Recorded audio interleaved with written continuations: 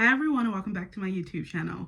So I wanted to make a video on how to get an agent. As someone who's recently got an agent and been through the whole process, I know how awful it can be and how hard it can be if you don't really know much about it. I didn't know much about the whole agenting process and I sort of went in blind, so I thought it'd be useful to share some of the knowledge that I've gained with people to help anybody out there who is like me. So, a little bit about me. My name is Lydia Mathis. I write short stories. I am agented to publish a short story collection. I'm currently working on the edits for that now. I'm also an assistant editor at a literary magazine. This is the magazine. It is called A Public Space. A Public Space has published writers like Jesmyn Ward and Brendan Taylor and Ian Lee and a host of other people. I actually edited a story that is in this issue, and I really love that story. I definitely recommend picking it up. The story is called Where Are You and Where's My Money? It is funny and hilarious and I love it a lot. I've also had some of my own stories published in literary magazines. I have a story in the Southeast Review that is available online. And if you wanted to find me in a physical form, I have a story in the North American Review. And this is in the Spring 2025, volume 310, number 1. Now that we've talked a little bit about me, let's get to business. So the very first thing that you need to know is your book done? Okay, and that is important because you want to be sending your book to agents at its most polished, as best as you can make it. And also you want to start sending the story like immediately. You don't want to have it where you're like, I'll send this to an agent and it'll probably take them a while to get back to me, and while it takes them a while, I'll edit it again. And then if they happen to ask you for a full request and you're not ready and it takes you weeks, that might just push back the time you get your own response to that full request. So know when your book is done. And how do you know when your book is done? For me, knowing my book was done when I was like, there's nothing else I can do to this. I just knew there was nothing else I could do to this. I knew if it needed more editing, it wasn't going to come from me. I needed to have somebody else outside of me edit it. I had edited the collection numerous times, the stories in the collections numerous times. And I got to a point where I was like, I'm tired of reading them. There's nothing more I can do with this. I'm ready to send it. And that's how I knew. It might be different for you, but that's how it was for me. So that is the very first step, just knowing when your book is done and making sure your book is done. So now that you've decided that your book is done, how do you go about finding agents to submit to? Well, what I did was I looked at authors who I really admired, and then I looked up who their agents were. So I knew that one thing that you have to do in your query letter, and we'll get to the query letter eventually, but one thing you have to do is comp your book to other books, or compare your book to other books. So this could be based off theme, based off style. It doesn't have to be a direct comparison. You may feel like there's no book like mine, but there's things you can relate your book to based off those things like theme and style, etc. So I already knew that my book was going to be comped to books like Her Body and Other Parties by Carmen Machado, and Homesick for Another World by Atesha Moshfegh. So I started by looking at their books. So with Carmen Maria Machado, I just looked up who her agent was, and her agent's name is Kent Wolf, I believe, with Neon Literary, I think. One way to like find that is you can just Google so-and-so's agent, or you can look in the acknowledgement section, and in the acknowledgements they usually thank their agent. So I looked at Carmen Maria Machado, I looked at Atesha Moshfegh. I also eventually looked at Brendan Taylor's agents, and those were some of the first people I started to send queries out to. And I also used Query Tracker. So Query Tracker. That's going to be the main thing. It's going to be everything to you as you're querying agents, because most agents you submit to them through Query Tracker, or you can find them on Query Tracker and see how to submit to them. Some agents you submit to by email. A lot of them are through Query Tracker, and a very few you submit to inside their agency's website. But on Query Tracker, there are options for you to go see similar agents to the agents that you already might have in mind. And one thing you'll also have to be cognizant of is that agent open for submissions. So it's a lot, but that's how you can get started with finding agents. Just think of authors that you really admire. Think of authors whose books you'll maybe want to compare your book to when you eventually write the query letter, and look up who their agents are. The next thing you want to know or think about is deciding on sort of how you want to submit. So what I mean is, do you want to submit in rounds, or do you want to submit just like as much as possible, as frequently as possible? Some people like to submit in rounds. I would suggest submitting a lot to a lot of people at once, even if you're going to do rounds. I wouldn't suggest doing like 5 at a time, because you're already querying is already going to take a long time, but that's going to just double your time. So I would do, if you're going to do rounds, I would suggest doing it in big batches, so like 10 to 15 agents instead of like 3 to 5 agents. You need to be getting your query out there to as many people as possible, because it does take a long time, and you can be getting more feedback back when it does start to come in. So if you do it in rounds, I would suggest doing large batches. So when you finally do start to get those responses back, you can then decide if you want to take a pause, edit the book again, and then send out in another large batch. What I did was I was just sending out to as many agents as I could, as often as I could. So when I saw that somebody had opened, I was submitting to them. Every few days I would get on Query Tracker, and then I would just look up agents to submit to. When I would get on every like 3 to 4 days or so, I would think of like, I would find 5 agents to submit to, and I would send my query, because sometimes you do want to like tailor your query letter to an agent. So it would take time to tailor my query letter, and then I would send it to about 5 agents. And I was doing that as often as I could, because like I said, I did not want to edit that short story collection again, and I wanted to get the best chance of getting an agent. And it's really tough out there in the publishing world right now, and the agenting world. Agents do not take that many new clients a year, so it's really a numbers game. So that's why I suggest just getting it to as many people as you can, even if you decide to do rounds. Okay, so you know your book is done, you know who you want to submit to, you know how you're going to go about submitting, which is going to be in rounds. You're looking at Query Tracker to see who's open, to see if you send through email, or if you send through Query Tracker, or if you send through the agency's website. Now let's talk about the query letter. The query letter. Okay, so the way I went about doing the query letter is, first, you know, you have the thing you should already been hopefully working on, but if you haven't, it's fine, you'll start working on it now. It's basically the blurb for your book. That is where I started. I worked really hard on getting my blurb right, and one way to go about that is going again back to authors you admire, books that you think you're going to compare your book to. Read their blurbs, see how they phrase their blurbs, see what word choices. What I know in the online space, we talk a lot about like search engine optimization, SEO, and like keywords. Look at those kind of keywords that comes up in these books, because those are the things that the agents are going to grab onto, and they're gonna be like, especially if it's like something they've already expressed interest in their manuscript wish list. That's another thing you can find.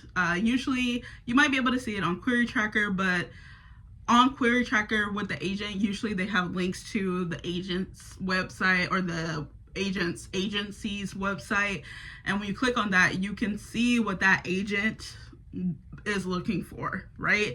And so reading what they're looking for, and then looking at blurbs by authors you admire. So just let's taking Carmen Maria Machado for example.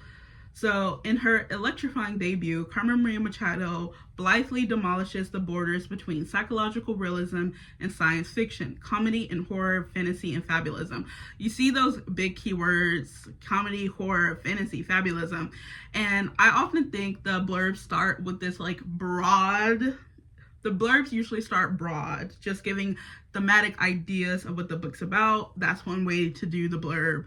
And then it narrows in on the sort of I would say for short stories, the short stories themselves. For a novel, the plot of the novel.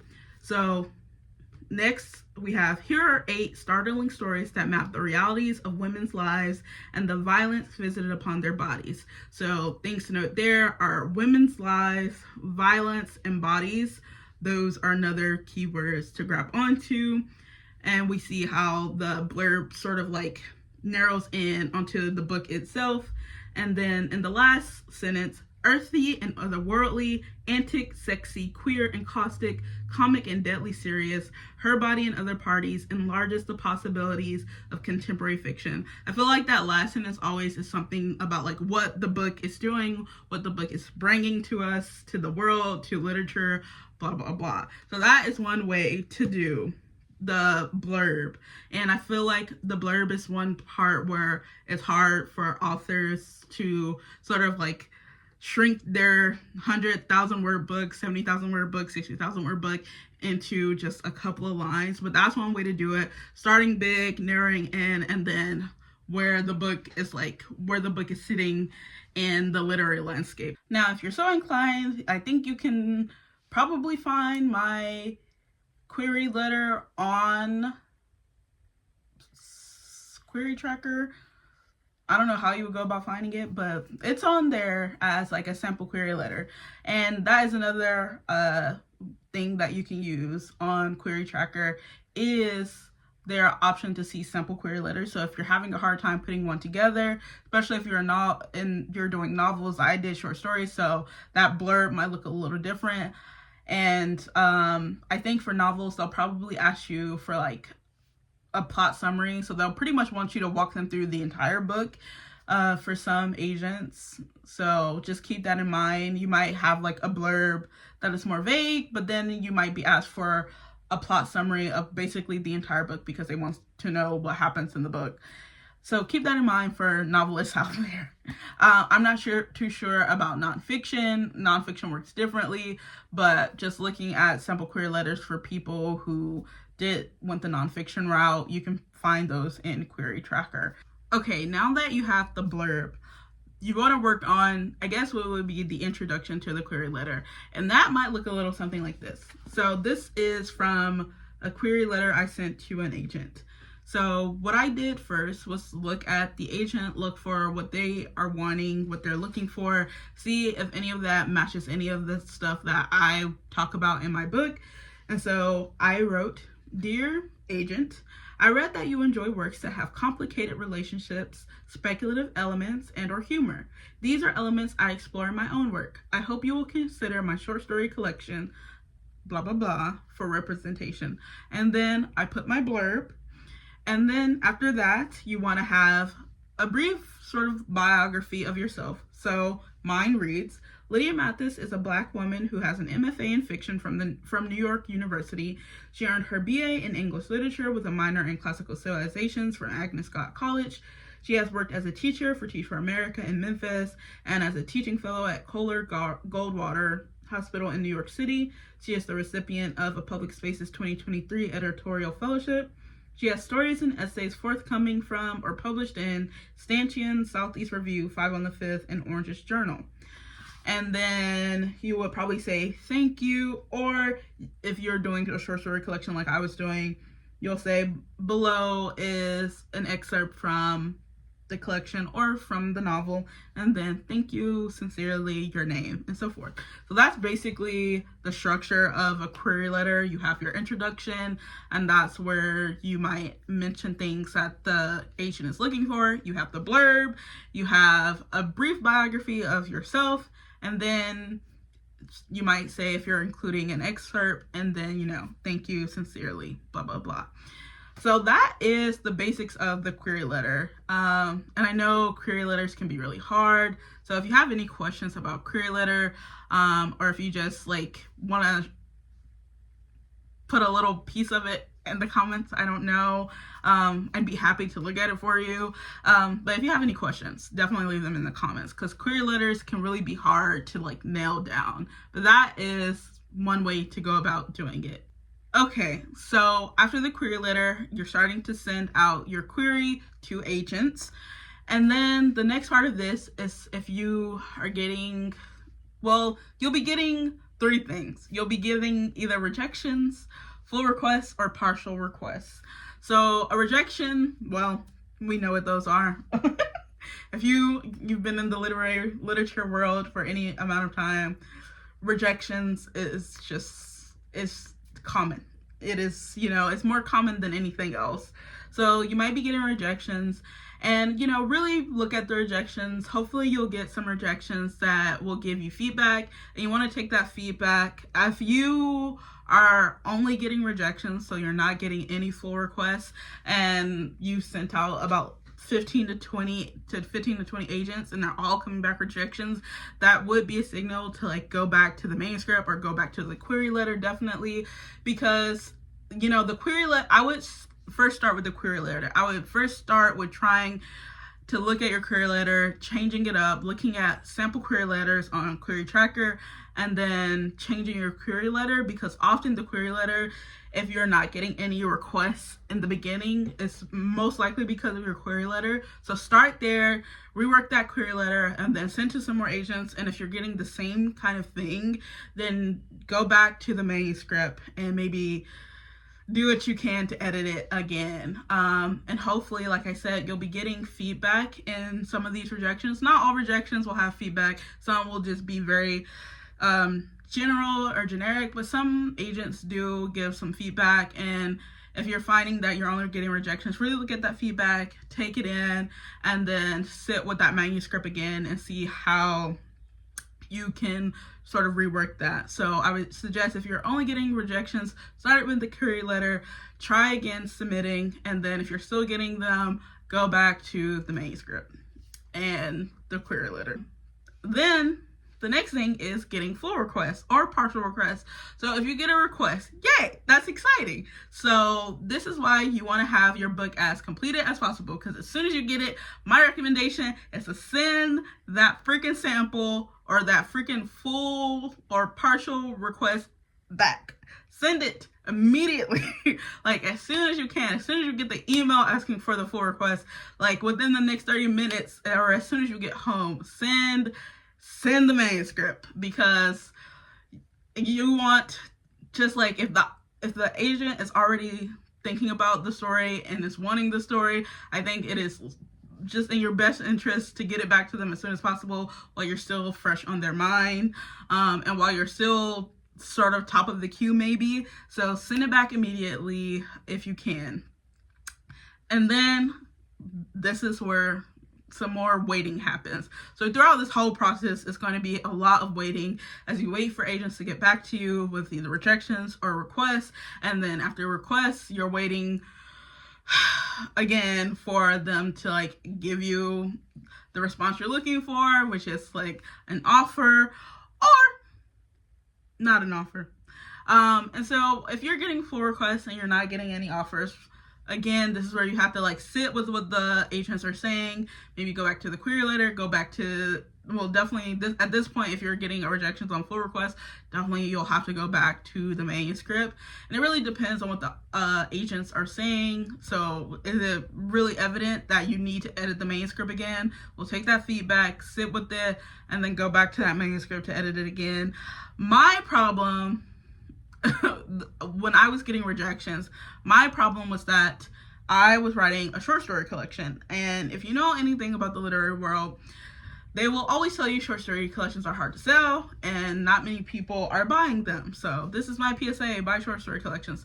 But they'll always tell you short story collections are hard to sell, and most editors will want to have like 2 books. So they'll want you to start to have a novel usually.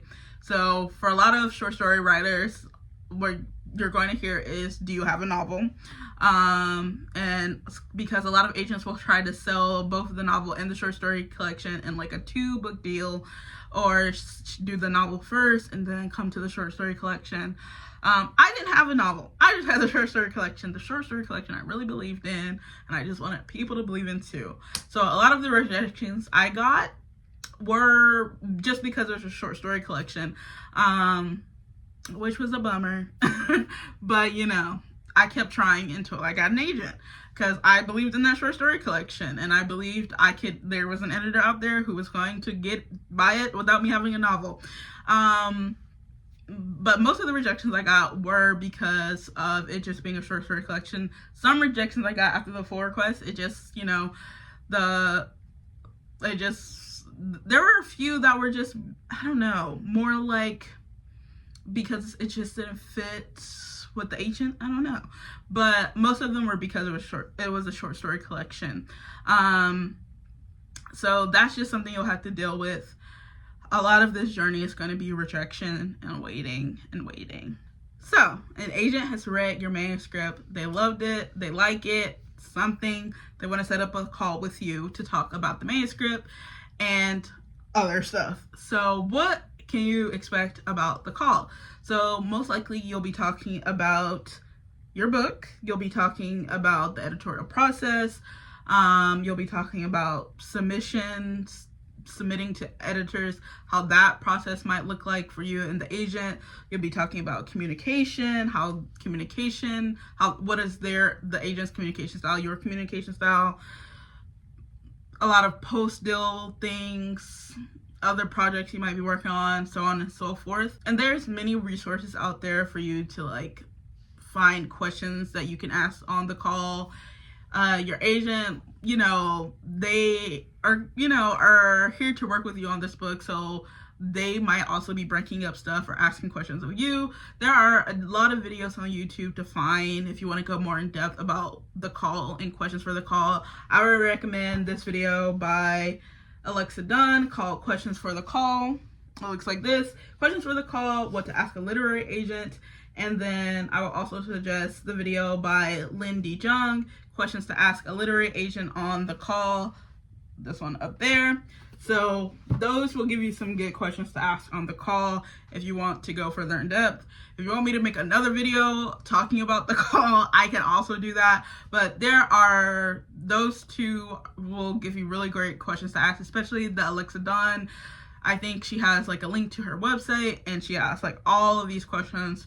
And I definitely recommend using that because that's exactly what I use for the call, just the questions that she already had up. So at the end of the call, what most likely will happen is you'll get an offer of representation, or you'll get the offer in an email after the call, hopefully, fingers crossed. And so once you get the offer of representation, your immediate next step is to email all the people who still had your query letter, who still has your query and it's still reading, either if they're just with the sample or have already requested a full request. You'll email everybody who hasn't sent you some kind of rejection or other person who's asked to set up a call. You'll send all the people who have your query notification that you've gotten an offer of representation. What this email to these other agents might look like, it might sound something like this. So, dear agent, I wanted to let you know that I received an offer from an agent. I have not yet responded to the offer, but as a courtesy to the offering agent, I would love to do so by some date that is usually like 2 to 4 weeks. You want to give all the other agents about 2 weeks from whenever you got the offer. That's usually what you'll do after you receive an offer. You'll tell the agent who offered that you will let them know your decision, usually 2 weeks from the day of offering, okay? 2 to 3 weeks. I think that is the best time. You don't want to have the agent waiting. So usually you'll say to the agent who offers, thank you. I would like to email all the other agents who have my query and give them time to look it over. And I would love to have a response to your offer by this date 2 weeks from now. And usually all agents are pretty much familiar with this whole process. And so they'll usually agree to that. So when you're emailing all the other agents, you'll say, like I was saying, I wanted to let you know that I received an offer from an agent. I have not yet responded to the offer, but as a courtesy to the offering agent, I would love to do so by this date 2 weeks in the future. Thanks for your consideration. I look forward to hearing from you. And that's how you would do that. And then you'll get some agents who will just say, I won't have time to read by then, but good luck. Or some agents will pull out of the running or whatever. Some agents will, pull your query up, their queue, and they'll ask you to send them a full request right after that. Some agents will ask you who, offered, and it's fine to answer that, I think. Some agents just want to make sure that, whoever offered, it's not like some like scam agency or something. So I think it's fine to like tell the agent who offered. But yeah, so some agents might say who offered, and then I don't know, they may pull or they may ask for a full, but usually that's how it goes. Some agents will pull out, some agents will ask for a full request, some agents, well, those are pretty much the only two options, I believe. Yeah, that's usually how it will go. So that's pretty much all you need to keep in mind for that. And then after the 2 weeks are up, the agents who haven't responded, you just tell them, out of courtesy for the agent who offered, even though I can just read you what I wrote. So to this agent, she didn't have time to get back to me, so I wrote before I sent her my full, because she asked for a full request. I sent it to her. She didn't get back to me by the deadline, so I told her, thank you so much for the time and effort you spent considering me as a client. I gave the agent who initially offered a firm deadline of April 22nd, and I want to honor that. After much thought, I decided to accept an offer from another agent. I wish you the best with all your future projects, and thanks again for taking time to consider me. So that's what you would say to an agent, if they ask for a full request and just like didn't get back to you in time.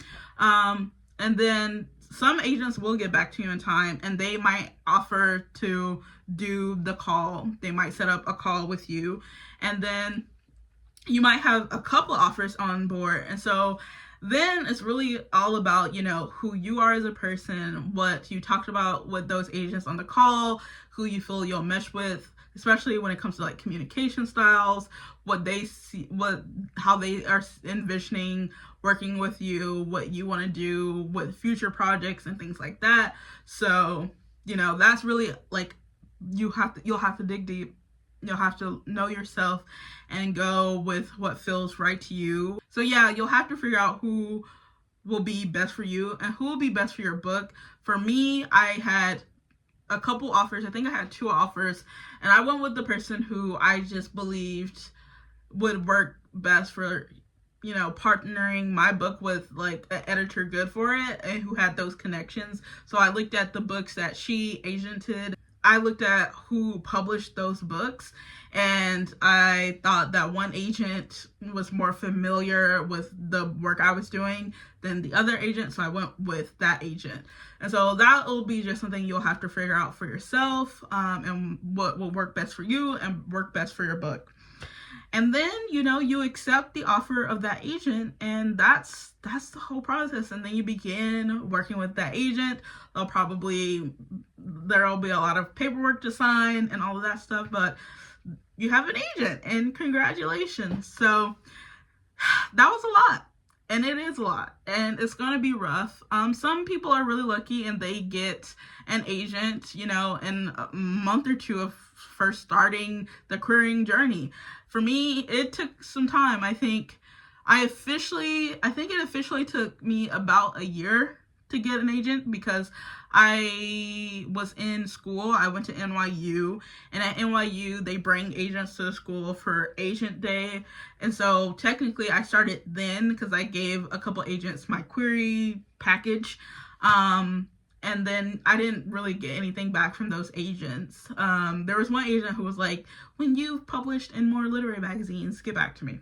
But that was really pretty much it. And then a little later, so this was probably in May of 2023, when that agent day was. And then later that year, sort of in the fall, I queried like 1 or 2 agents at a time for the next couple months, from like probably September to December, and I queried like 3 to 5 agents during that whole time. But then January came around, and if you don't know how the publishing world works, publishing sort of takes a break in the summer. It gets a little slower in the summer, picks back up in the fall, then gets slow again around the holidays, and then picks back up in the new year. So when the new year came, I decided to be serious, and that's when I technically really believe I started my like real querying process. And so from around, I think, January to about March or April is when I was querying a lot of people. I think I queried, how many people did I query? I think I queried like 70 agents. I could pull up, let me look at the stats. I can tell you. Okay, so according to Query Tracker, if I made sure to put all the queries I sent in, I sent 67 queries. I got, this is how Query Tracker labels it, I got 49 negative replies. So those are just like rejections, like ink. And 18 positive replies. So those are like full requests, partial requests, and things like that. Yep. I think that's a decent-ish ratio. Yeah, so that's how it went for me. 67 queries. So you might send a lot of queries. Don't be afraid to send a lot of queries. That's so it goes. So it goes.